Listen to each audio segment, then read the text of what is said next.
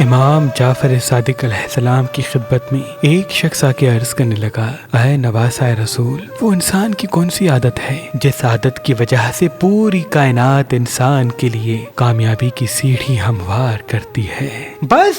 جیسے ہی یہ پوچھا گیا تو نواسۂ رسول امام جعفر صادق علیہ السلام نے فرمایا، اے شخص، میں نے اپنے بابا، انہوں نے اپنے بابا، انہوں نے اپنے بابا اور انہوں نے اللہ کے رسول سے سنا کہ جو انسان اپنے آپ سے عہد کر لیتا ہے کہ وہ اس طرح سے زندگی بسر کرے گا تو اس کے لیے پوری کائنات بھی عہد کر دیتی ہے کہ اسی مخلوق کو وہ مقام دینا ہے جس پہ وہ خلقت پہ راج کرے۔ تو وہ عرض کرنے لگا، اے نواسۂ رسول، وہ کون سا کام ہے؟ امام جعفر صادق علیہ السلام نے فرمایا، وہ اچھا سوچنا ہے۔ یاد رکھنا، جو انسان ہر چیز میں اچھا سوچتا ہے، ہر ماحول میں پر امید رہ کے مطمئن رہنے کی کوشش کرتا ہے، تو جیسے خوشبو، خوشی اور سکون انسان کو اپنی طرف متوجہ کرتا ہے، ویسے ہی اچھا سوچنا اس پوری کائنات کو انسان کی طرف متوجہ کرتا ہے، اور یوں اچھائی، کامیابی اور خوشحالی کی راہیں سیڑھی بن کے اس کے قدموں تلے آنا شروع ہو جاتی ہیں، اور یوں وہ انسان